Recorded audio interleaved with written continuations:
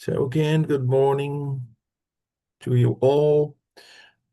Let me share the book Meeting at for the us to moment, start. and I think you late at about an hour's time. Sorry about that. Okay, bye.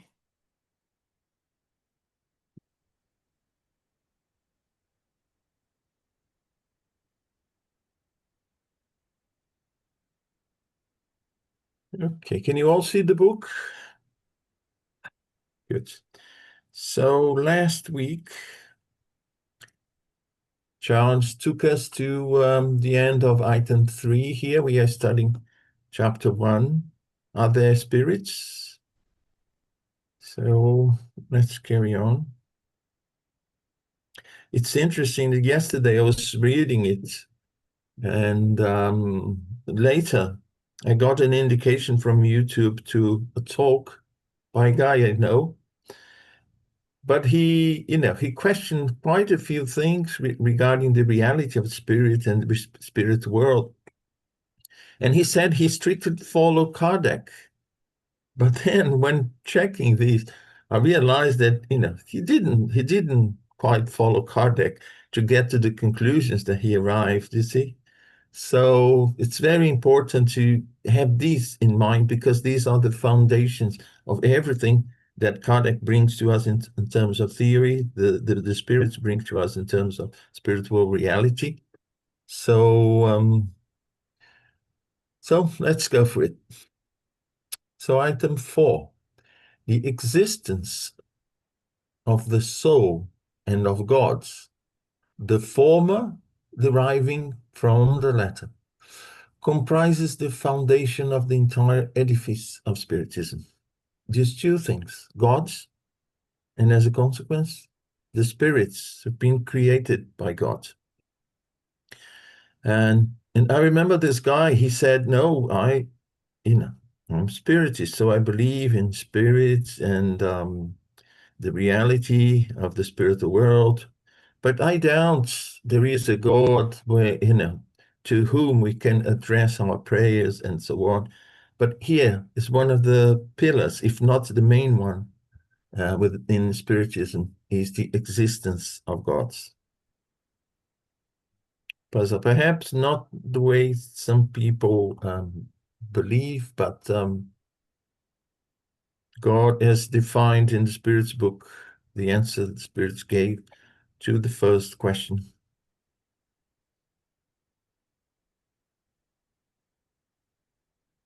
Sorry, I just brought my book to the other screen, so I don't need to look upwards.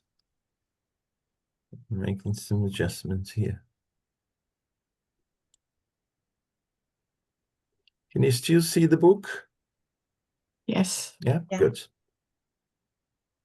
So these basic, foundations, the foundations based on these two main pillars, the existence of God and the existence of the soul. And here Kardec is talking more about the soul in us here, incarnate beings. We have the soul and there is God. So, but before we can set forth any Spiritist arguments, we must be sure that whomever we are discussing the matter with also accept such a foundation. So basically what he's going to say to us here is that there's no point in discussing or going any further in presenting the Spiritist thesis if the person does not believe in God and does not accept the existence of the soul. That's why I said, to my perception, what I saw from this guy saying that he was following strictly Kardec and Kardec's books, but putting a certain question mark regarding the existence of God and even the act of praying to God. So I said, well, since the very foundation, he is actually removing the main pillar. So what is going to happen to the rest of it? And yes, I managed to pick up some inconsistencies in his arguments as he, went on. And so this is, the basis. And as Kardec says, without this, accepting God and accepting the existence of the soul, it's going to be very hard, if not impossible, to develop a reasonable discussion regarding Spiritism and what it proposes. If we receive a negative response to the questions, do you believe in God? Do you believe you have a soul? Do you believe that the soul survives after death? So this is a consequence. If we have a soul, also when we die or the physical body dies, this soul survives after death. Or if we receive the simple answer, I don't know. I would like to believe it, but I'm just not sure. Which most of the time is the same as a timid denial disguised under a less categorical answer, so that it does not abruptly shock what he or she regards as respectable prejudices. It would be useless to proceed. If the person is not confident about these two elements, the existence of God and of the soul, even when the person says, yeah, I'm not sure, I think I do, but so he says, there's no point in going any further in proceeding.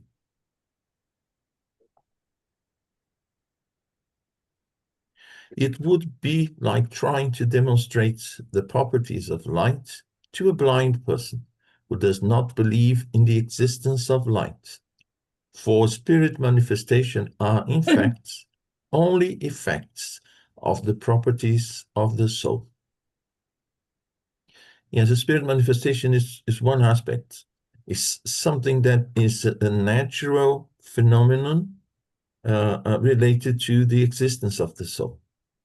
If souls didn't exist, and so they wouldn't be able to manifest themselves as they were seeing in those days with the turning tables. Thus, if we do not want to waste our time with our conversation partner, we will need to pursue another course of ideas. By accepting the basic principles, not only as a probability, but as proven, undeniable fact, then the existence of spirits will be a natural result. So Kardec means, we accept we have a soul, we accept the existence of God. And the natural consequence of that is that the soul survives death, so spirits exist, our souls in the spirit world. So basically, Kardec is building up on top of these two principles, the existence of God and the existence of the soul. The body dies, the soul survives as spirits.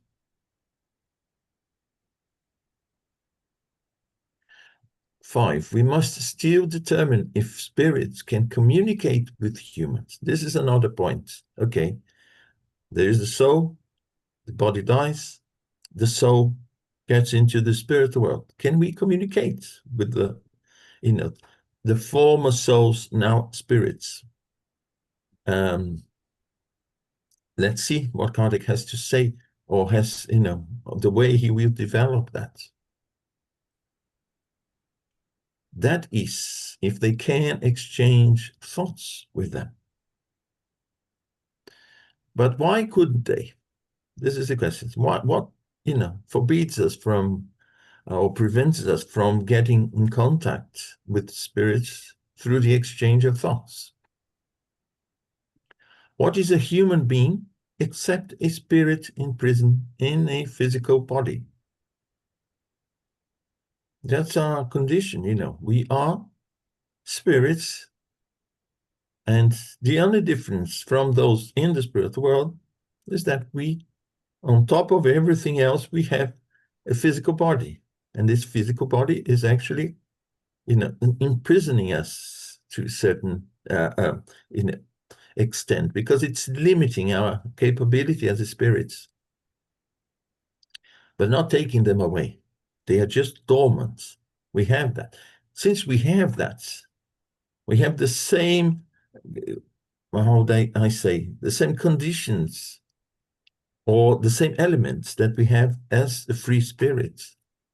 And free spirits, they communicate, among themselves. So in principle, we should be able to communicate with spirits, although limited as we are now.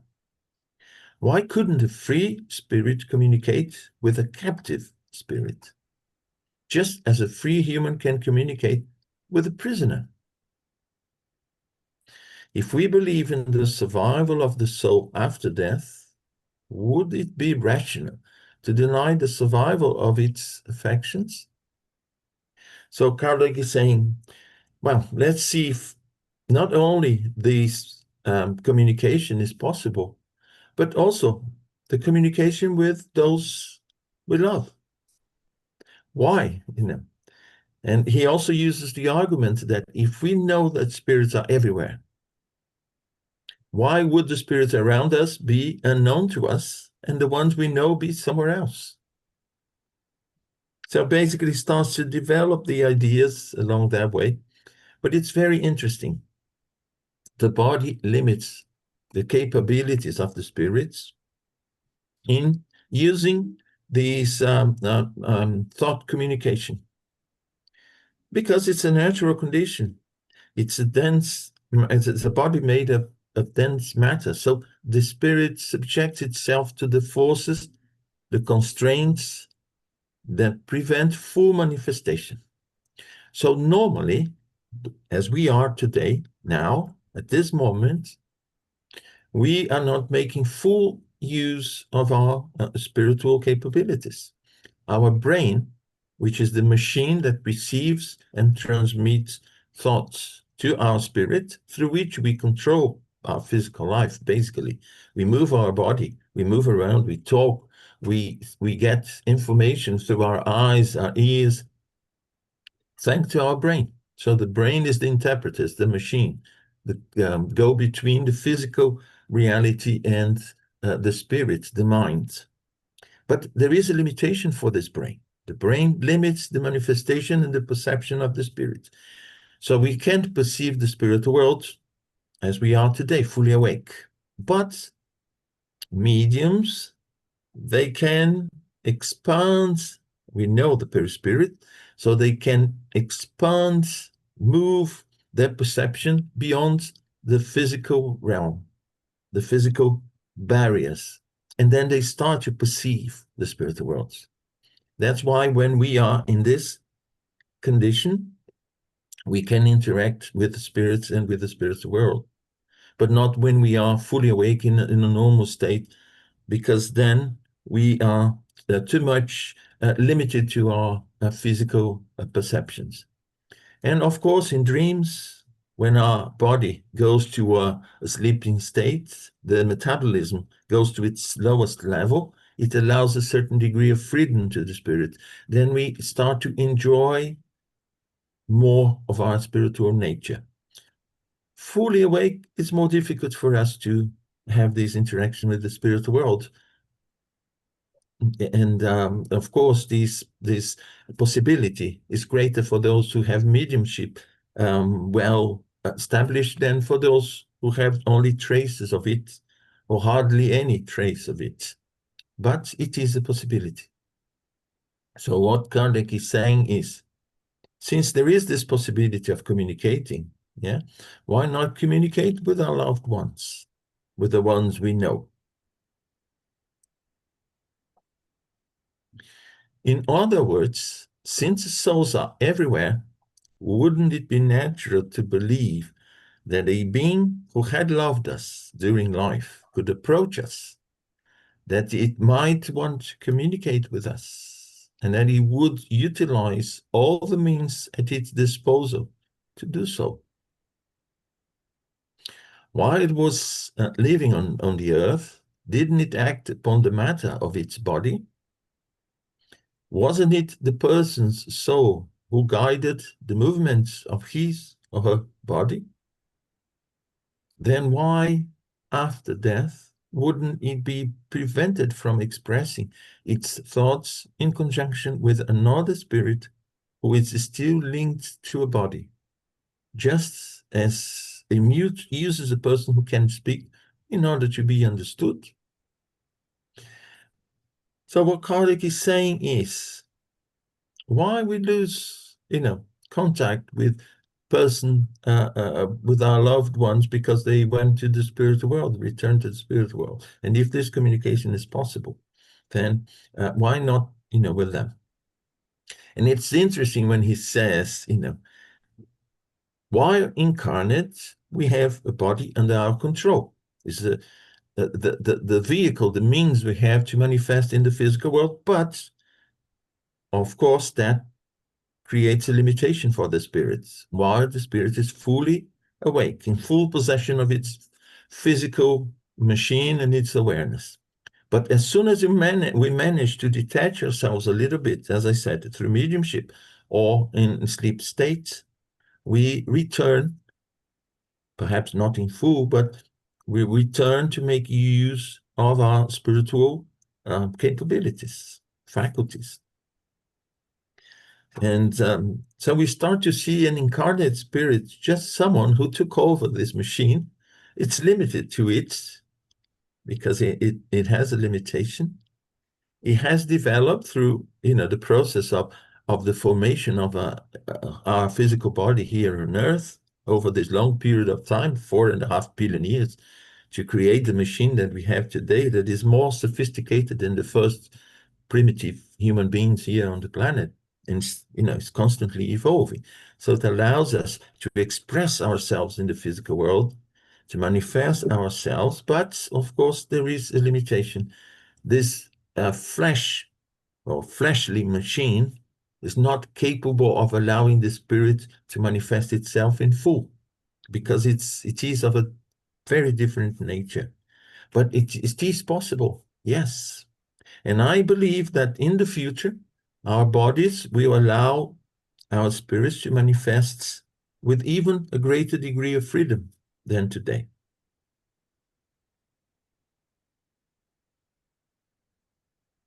Okay. Shall we move on?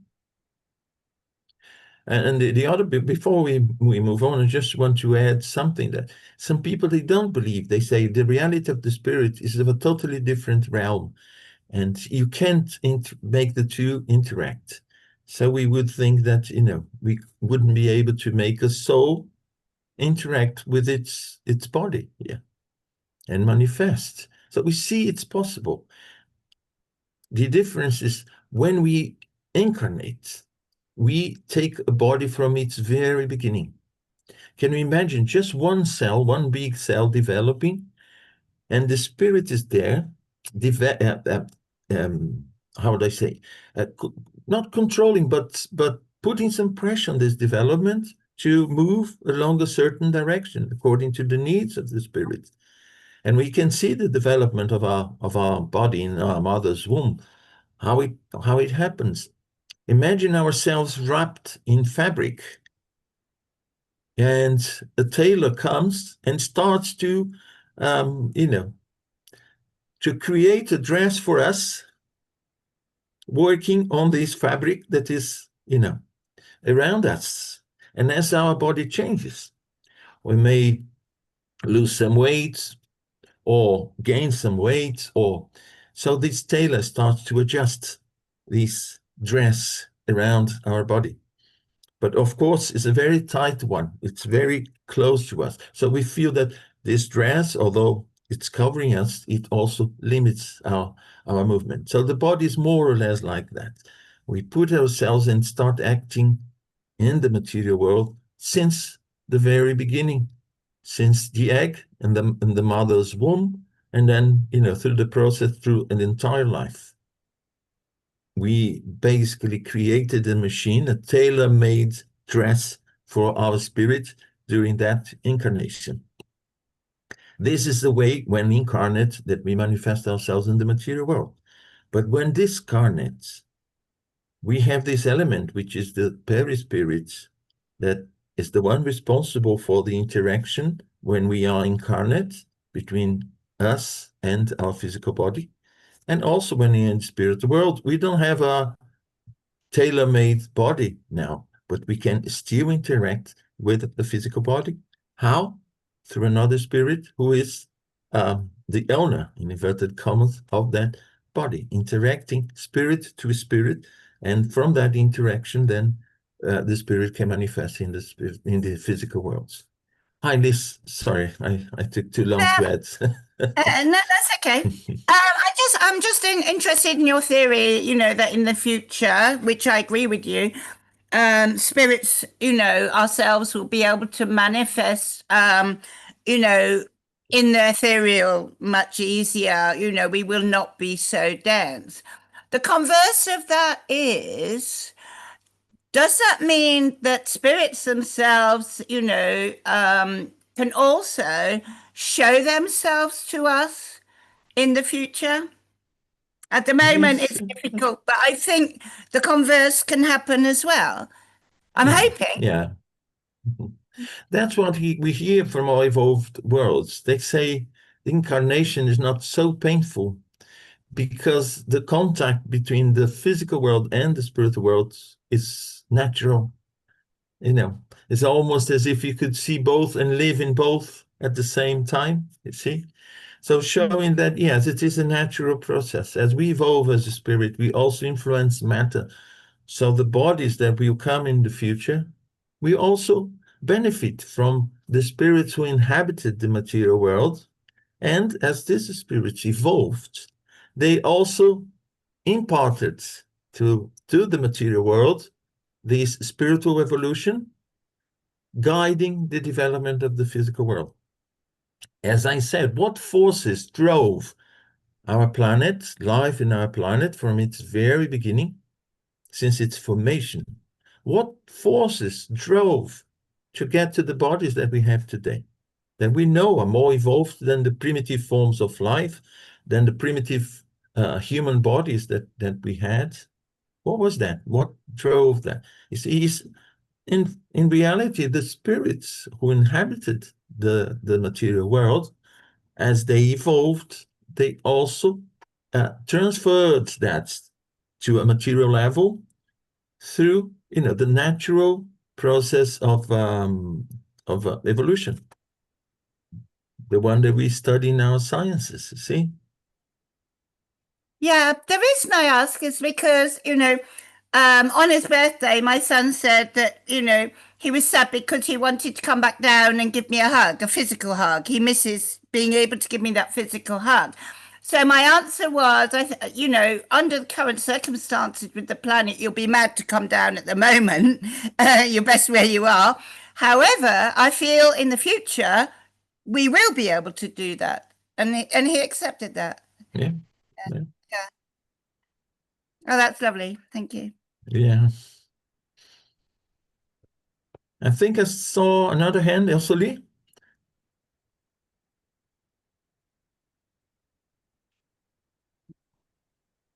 No, thank you.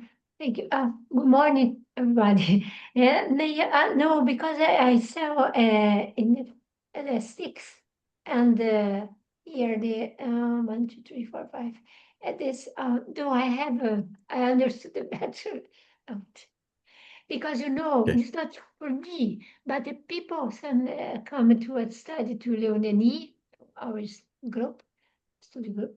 On the this is difficult, very difficult if people say they don't have any information, and it is Swedish people, and that they are not 100%, but many is indeed they are they believe in anything, but they are not agnostic, you know.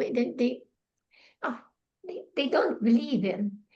Man, if they come up and start with us, I think they would like it. But this is difficult. I mean that this is difficult. You know, Munir. They can believe. They can have then their idea clear. I think it came to say here, always say here, always is a mass, it's a person who can speak in order to be understood. So so then there to that we must so yes, sobrevivência da alma. Então, this is the pilar, mas I don't know in English, Yeah. is to understand, or Pillar, it's yeah. very difficult for them. I know that it's difficult. Why I don't need to ask because here, you see, everything is here now. One, I see. 2, 3, 4, 5. Thank you, thank you. I think when you start from those 2 points, it's existence of God and of the soul, and follows this reasoning of Kardec, this logic sequence of adding and asking, well, if that's possible, that other one would be possible. If that other one is possible or is real, then, so slowly people see the natural consequences of believing in God and in the existence of the soul, because then you may get to points that they are familiar with, they experience, they accept. You see, sometimes you won't catch them since the very beginning, but I think if they are open to that, you can develop. And as you develop, they will find parts of it that make sense and say, yes, yes. So to get here, I had to start from that. So that beginning is probably possible. So they started to accept it, not the whole in one go, but based on the natural consequences that, they arrived starting from these initial points, you see? But they have to be open to that, Elsie, because if someone is finding all the excuses to, deny, so there's no point in wasting your time. They'll always find something, even absurd. But we use that as an excuse. Exact. Yeah, this is the point. It has to be a very honest discussion, honest, open, you see? And so you can, guide through that. Yes, interesting because people that have come from spiritualist, they accept much better because it's the principle. So they say, "Oh, now I understand it better." So that's very wonderful. The foundations are there already. Yeah. Okay, good. Thanks, Cecily. Let's move on. 6. Let us set aside for a moment the facts we consider to be incontestable. Let us believe in the communication with spirits as a simple hypothesis. Let us ask disbelievers to prove to us, not by simple negative statements. No, I don't believe. No, I don't want to accept. You see? So that's why I say it has to be a very honest conversation here, discussion. Their personal opinion cannot be considered law. No, that's what I accept, that's what I believe, that's what, well, put aside what you believe, what you want to accept. Sometimes we don't want to accept certain things. We prefer to accept some other things. And then we find the most absurd, weird excuses, and something that is reasonable is right in front of us, but we don't want to accept that because it's against, something that we carry inside and we don't want to accept. So Kardec is saying here, their personal opinion cannot be considered law. But through peremptory reasons that such communication is indeed possible. Let us place ourselves on their turf, and since they want to observe spirit phenomena through physical laws, let them take some mathematical, physical, chemical, mechanical, and physiological proof from their scientific arsenal and demonstrate by A plus B, but always starting from the principle of existence and survival of the soul. So you place in their hands the explanation. Since they don't want to accept the reality of spirits, they want to base their answers only in the physical world and what our sciences know so far. So as Caldas says, let's put in the turf or leave to them the explanation using their scientific arguments. Yeah. And Kardec is going to list some points here that they should, ask themselves or explain. That the being within us who thinks during earthly life no longer thinks after death. First question. How can you prove? Use your mathematics, physics, chemistry, mechanics, whatever, physiology. There was a point when, some doctors, some medical doctors opened a human body and said, see, I find no soul in here. It's a very naive answer or explanation to that. So we know that the brain is just a physical machine. It's like the radio that receives the waves, the communication. You can believe that the voice you are hearing, the person whose voice you are hearing is inside the radio, inside your computer, inside your TV sets. No. So basically, the first point here is this, And today we have so many experiences, people undergoing surgery. The body totally dead, I would say, without, any condition, the brain inactive. And the person followed the whole surgery and described it and said who was doing what. How come? So it shows slowly we are clearly seeing our sciences are now answering these questions, and they may not have an explanation how it happens, but they can report now these facts. Yeah.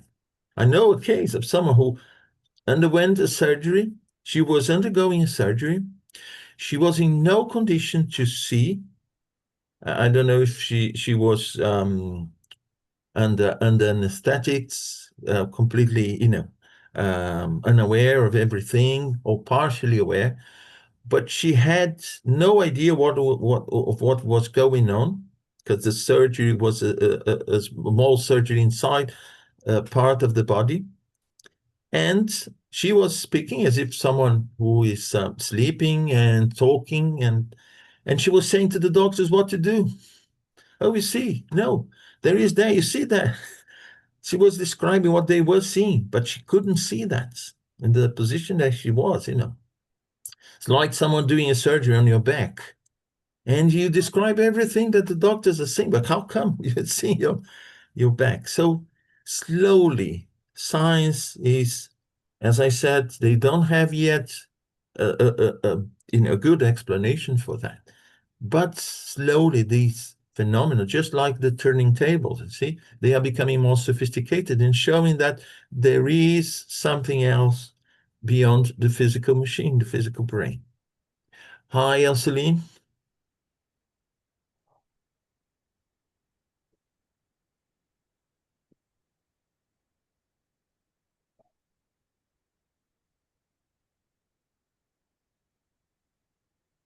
We can't hear you, Elseline. Very interesting, because I think I talked about this, what's happened with me. I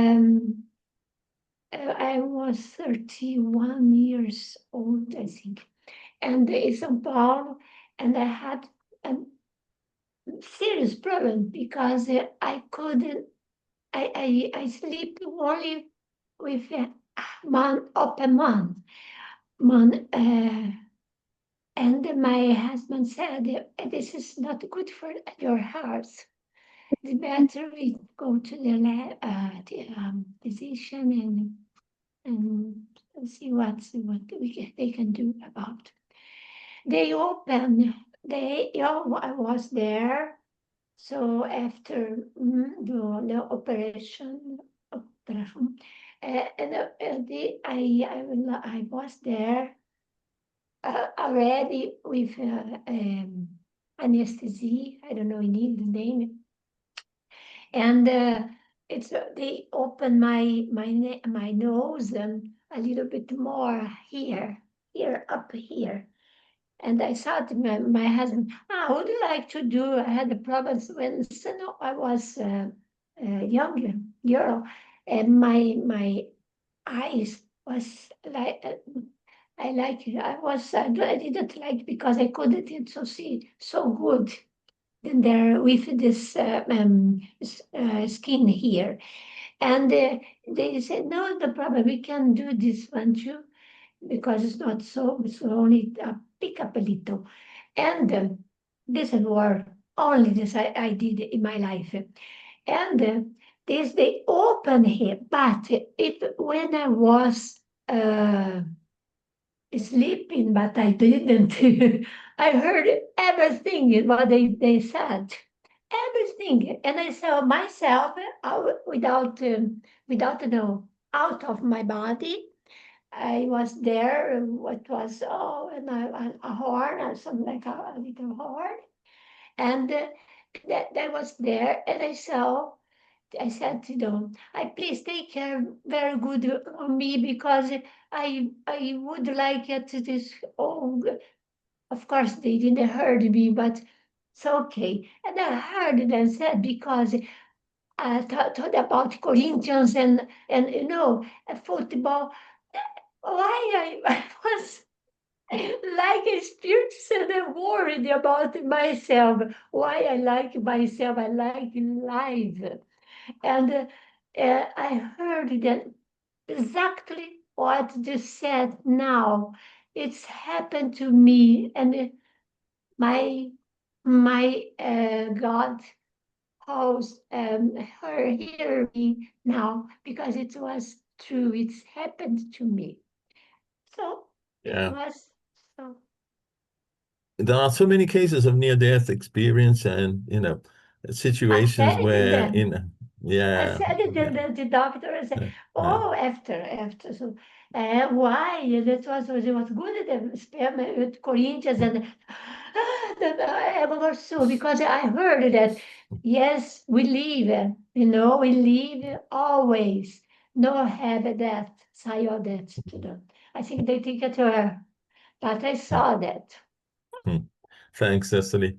Hi, Liz. Hi there. About 6 years ago, my youngest daughter had to have an emergency surgery for an ectopic pregnancy. It had been misdiagnosed for a month as just a bladder infection. So she was like in dire pain. During the operation, she could hear the surgeons and she was watching them saying she's losing too much blood. And she went from watching them to going to check her pony in the field about 3 miles away. And it just so happened that her friend was also there with her pony. When my daughter's pony saw Amelia, the pony went crazy and, galloping around the field because the pony hadn't actually seen Amelia in spirit form before, only in the flesh. And we can confirm this because it was at 3 o'clock in the afternoon, precisely when the operation was actually taking place. And yeah.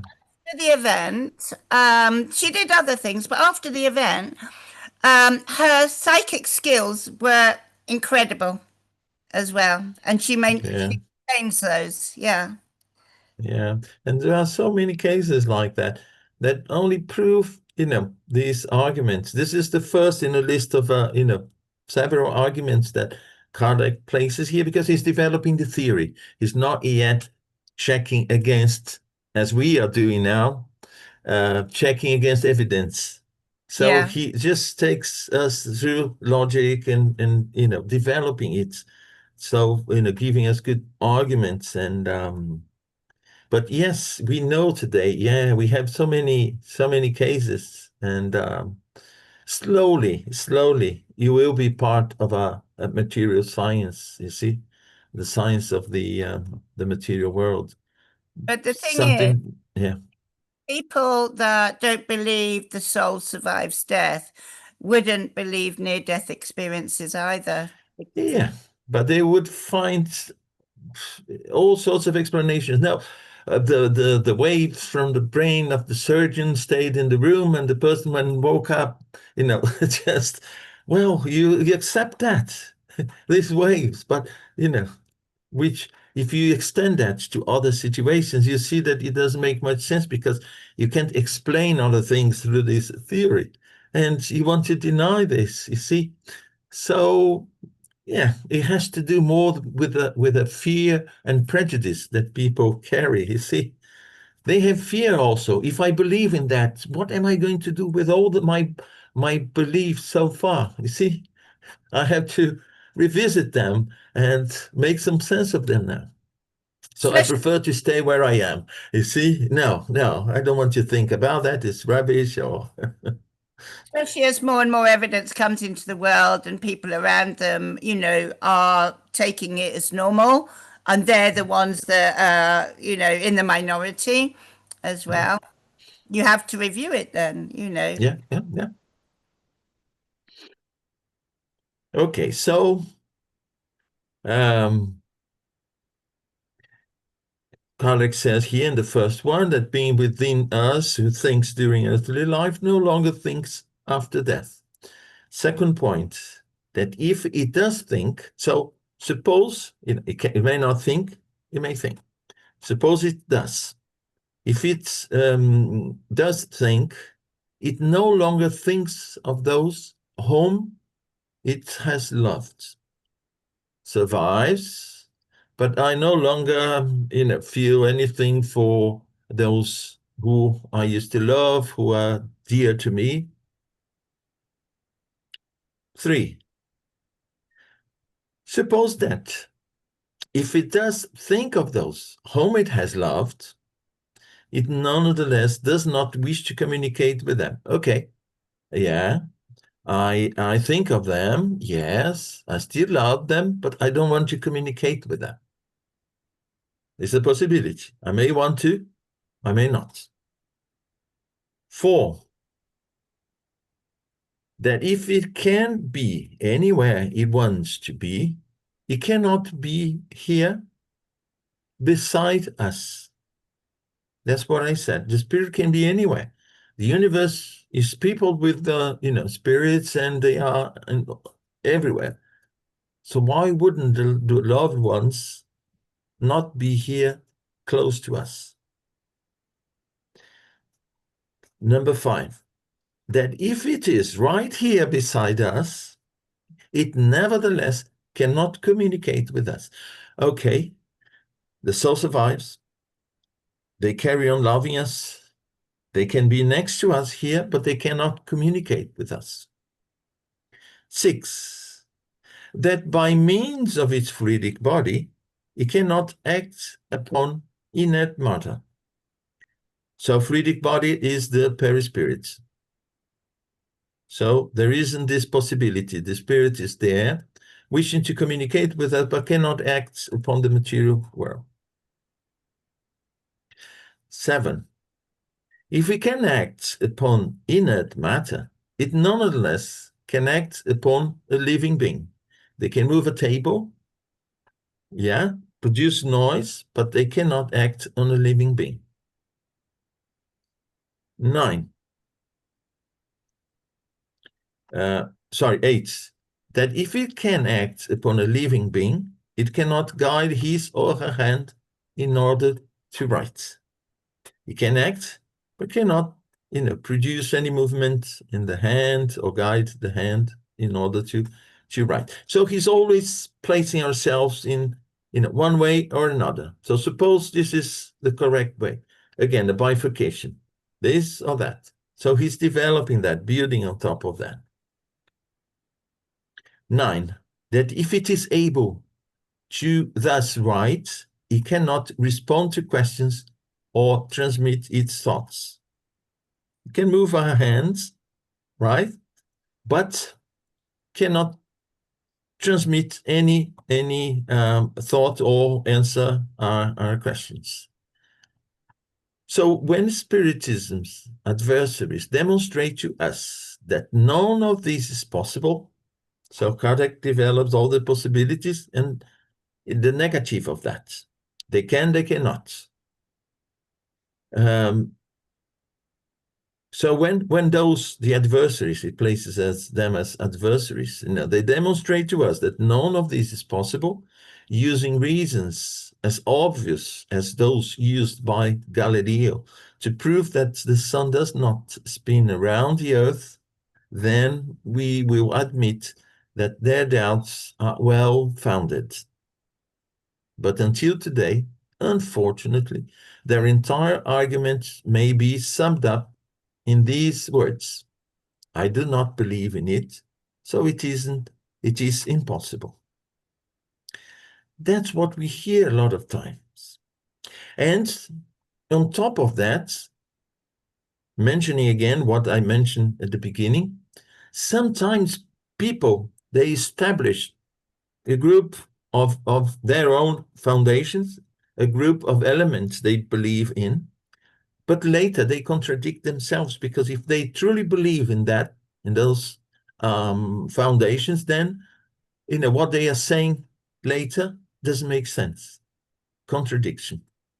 Like the guy saying, I don't believe in spiritual colonies, spiritual cities, but then later the same guy saying, well, the spirit, when he leaves the physical world, he has a lot of things to do, to study, for instance. Well, where's he going to study? Floating in the air? This guy basically doesn't believe in grouping of spirits, creating certain environments, right? But then later he says, no, he can study. Well, where is he going to study? Alone, by himself? He has to go somewhere. So he basically contradicting himself, saying that they don't get together in special places, but at the same time they go to special places to study. So which one, is in fact, or where is actually in fact the element that he believes, So we see that I do not believe in it, so it is impossible. There are many reasons why people stick to that. As I said before, sometimes it's fear. No, because if I start to believe in something that I didn't until now, so what am I going to make of the things that I already accept and believe? So they prefer to stay in that, zone of comfort and, okay, no, leave it to other people. I don't want to know about that. Or some people, they think that their argument is the strongest one, and they can, deny everything they don't like, just basing themselves on those arguments. But they don't realize that these arguments don't make much sense. They are weak. What they know is limited. Sometimes for instance, I don't trust people who use arguments purely material, not to believe in something that is beyond the material world. You see, like the guy who cut open a human body and said, where's the soul? I couldn't find anything in there. The soul doesn't exist. So when you study the nature of the soul, yes, it wasn't for you to see the soul inside on a physical level, inside the body at that level. You would have to find it through different means. We know today in our sciences that we can detect, like people say, can we see black holes in space? And scientists say, no, you cannot see, because light can shine forth from black holes. They absorb everything. So how do I know they exist? Because there's nothing there. Yeah, it is one possibility. But you never know if because, what you are seeing, the empty area, that's because there's a black hole, or there's nothing at all there. We don't know. But by secondary effects, if they are in one area, certain objects in the sky, in the proximity, not that close, of course, proximity in astronomical scale, you see, but some objects, they start to behave in one way that hints their presence there. That, it's a sign that there is a black hole and not just an empty space there without anything. That's why you can't see anything.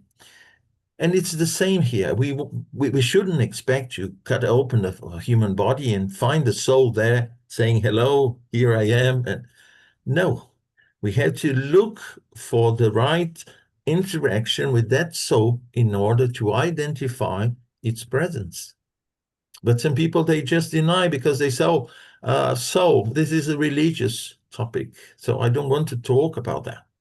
You see, it's in the religious realm, and I'm not a religious person, so...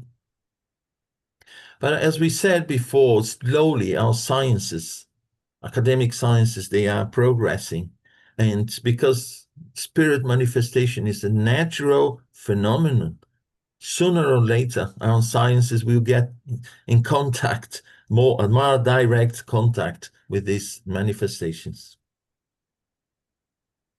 Let's finish. I still have some time. Let's finish this chapter here. Undoubtedly, they will retort that it is up to us to prove that the manifestations are real. However, we have already given them such proof, both through the phenomena and through reason. So Kardec here is talking about the arguments he developed and also the evidence of the turning tables.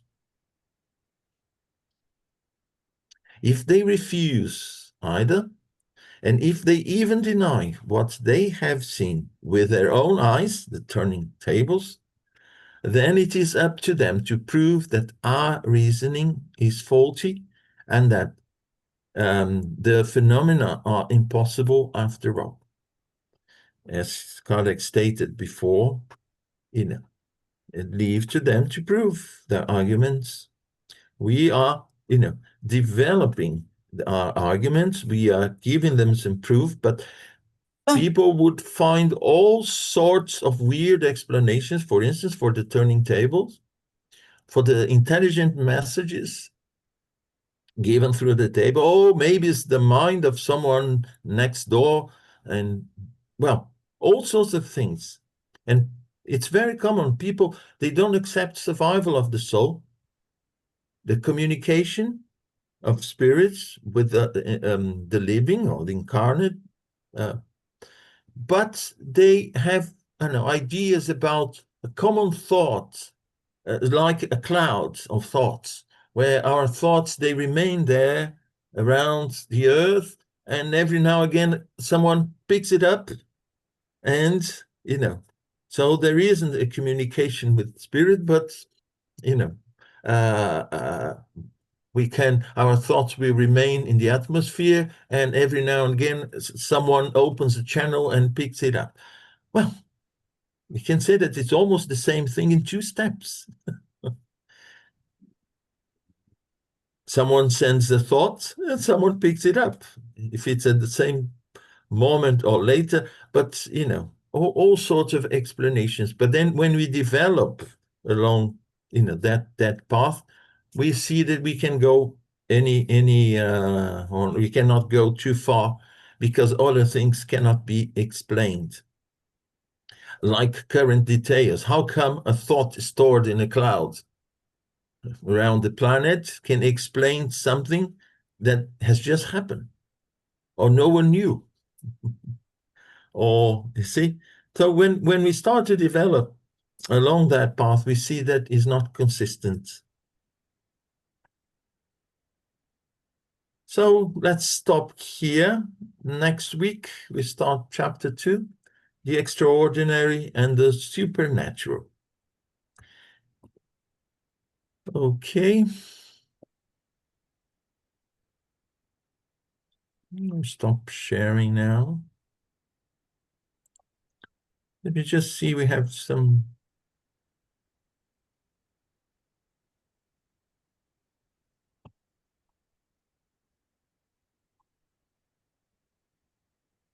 Hi, Priscilla. I don't know if you want to share your story now. Is that okay? I share later on the group because it's a video, Oh. it's an interview. Okay, right. Yeah, No problem. thank you. Yeah. Okay, thanks. Okay, then. I'll just stop recording and I'll hand it over. Who's going to do the radiation today? I can do, Muni. Okay. Let me just stop recording.